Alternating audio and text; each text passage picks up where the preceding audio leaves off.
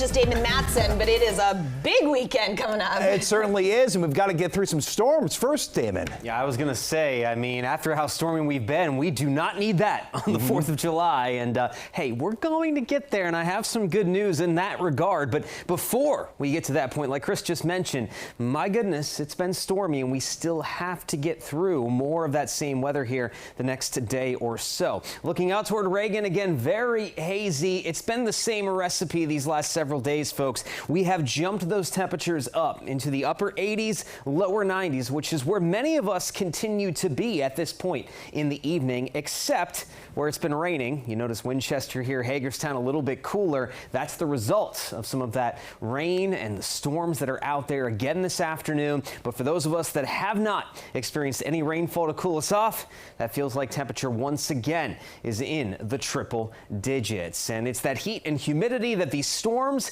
continue to feed off of, especially with a front nearby. Now, for at least this evening, it's not quite as active as it will be tomorrow, but still we have some rain, some storms to track. Overall, the DC Metro has continued to remain extremely quiet, including into parts of northern Virginia, southern Maryland here. Most of the storms have been on the northern and western fringes of the DMV. We had this nasty batch of thunderstorms that was over Carroll County, starting to exit. Most of the major activity has been just outside of our viewing area north of Baltimore. But again, we just have those storms developing on the fringes of the DMV. And as we look west, there have been some thunderstorms into the mountains west of I-81, but that activity has not been holding on. It's been fizzling out, but there is still more that is going to try to track east as we head later into the night tonight. So we have to keep an eye out for that before the day is over. But tomorrow is our big time focus. Check it out here. There is not only going to be some thunderstorms, but the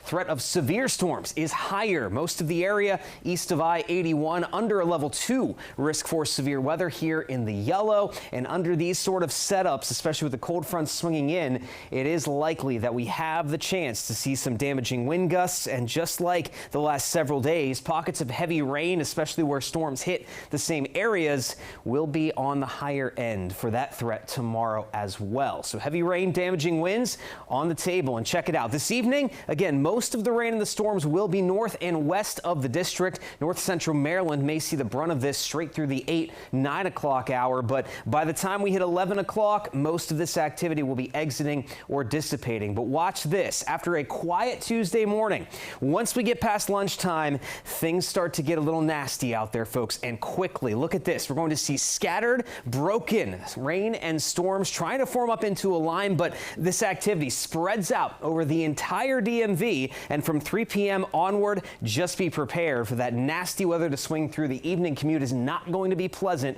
as things stay active through 5-6 p.m. We will not be quieting things down again tomorrow until the end of the day. So a DMV first warning is in effect for that threat of severe weather and flooding rain. Wednesday, though, it clears out, and look at that for the 4th. Temps in the 80s, much lower humidity. It's going to be fantastic for the holiday.